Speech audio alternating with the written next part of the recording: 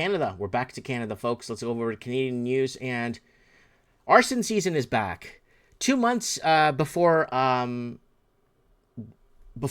last year, this is last year, we told you guys that arson season was going to kick off in Canada because governments were looking for ways to make the last 3-4 years completely disappear. Because they did that whole fiasco because they had to make the last 3-4 years before that one disappear with the financial disaster that they put us in the first place. So that is very interesting. Now, arson season set to kick off in Canada, and I want to let you guys know, without naming names, there is an insider, Mike in the Night Insider, that has told me that basically, quite simply, that it's arson already. These fires that we're getting is arson. There's tire tracks going in, there's accelerants, there's all kinds of evidence, and it's just arson. And governments are working with arsonists because they want the last 3-4 years to disappear. They don't want anyone to bring up the last 3-4 years. So, here we go, guys. So they're going to burn us to the ground if they have to. Wildfires are burning across Western Canada. What to know?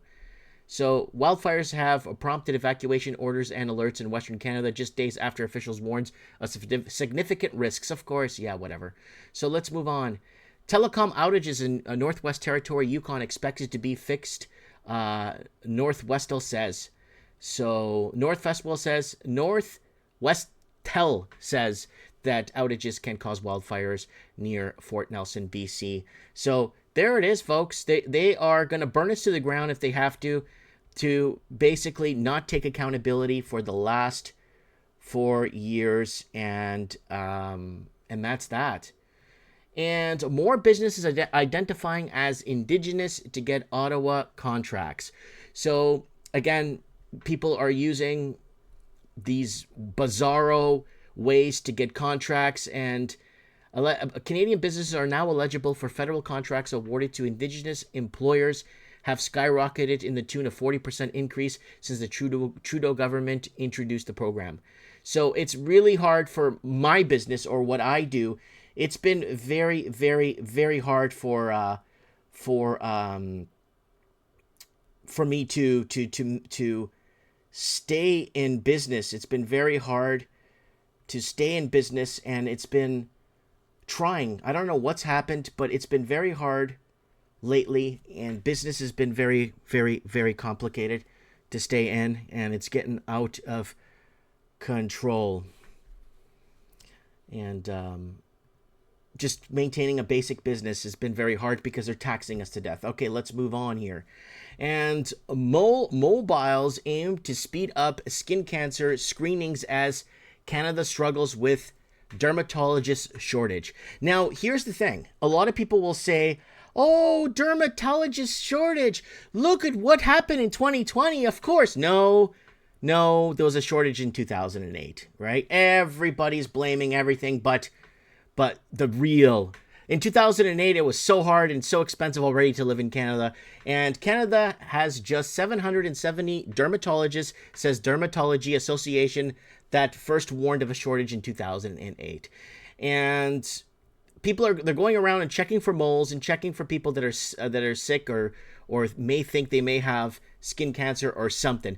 Here in Canada, I haven't seen a doctor since 2019, and I don't have a doctor.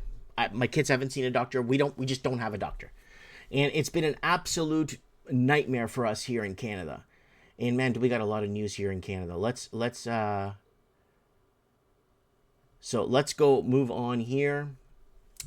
And Canadian business insolvencies surged 87% higher in Q1. So again, I was just talking about my business, and it's been very hard.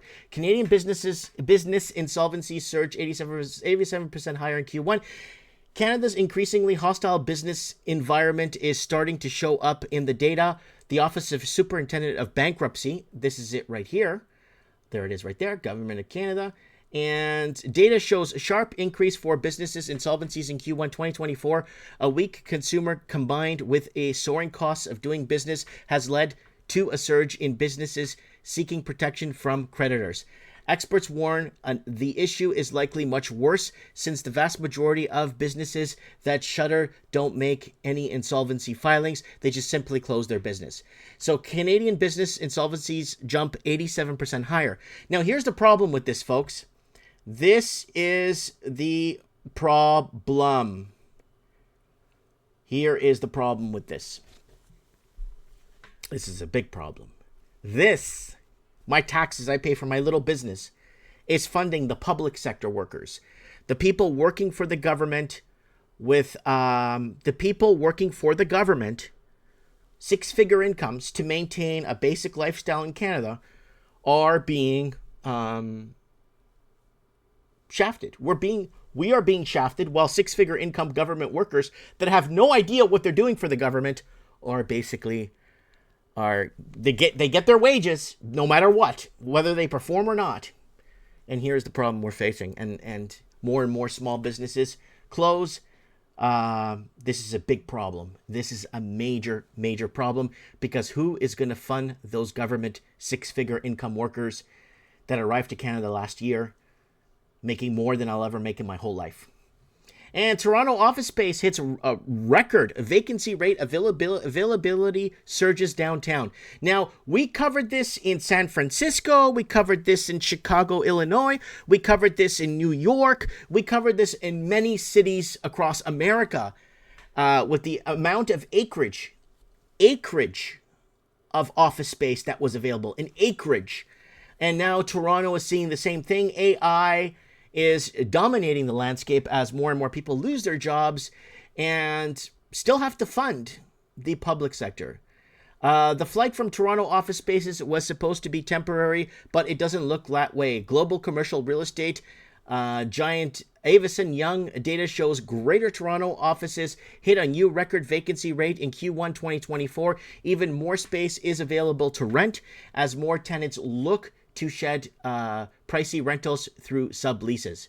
So nearly 1 in 7 square foot of office space in Greater Toronto is vacant, and this is going to climb, and it's just getting started as more and more businesses fight to stay alive and stay open.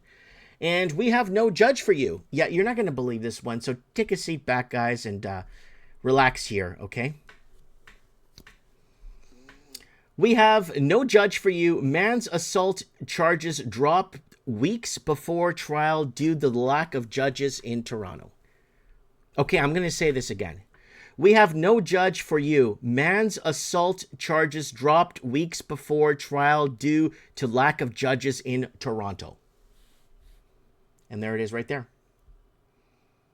So guy's supposed to go in, and they don't have any judges, and let's see what they're dropping. A man who was accused of sexually and physically assaulting a woman had his charges dropped in April, just weeks before he was set to stand trial in Toronto due to the lack of judges in his region. In an Ontario Supreme Court hearing in April, Catherine stayed 4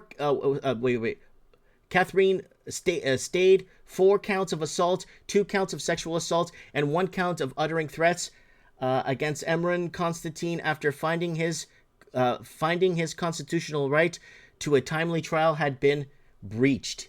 Wow. So they basically are... Wow. So this is what's happening. There is... What about all these public sector workers making these six-figure incomes? You telling me there's not enough... Wow. Okay, let's just move on. Canadian study permit applications surge in 2024, enough for 36% of cap. Canada found the solution of making study permits coveted again, imposing limits after applications slowed and the housing crisis intensified. Immigration, Refugees and Citizenship Canada, IRCC, announced it would tighten its study permit process shortly afterward application volumes surge. So what did they do? Well, they warned people that we will be making it hard for you to come and study in Canada. And what happened? Well, new applicants started going up like crazy, and bringing in more foreign students to come and make and destroy our housing crisis. And that is something we've been very, very vocal about here on the show. Even back in Trends in the Housing Market, back in the day, we were very, very, very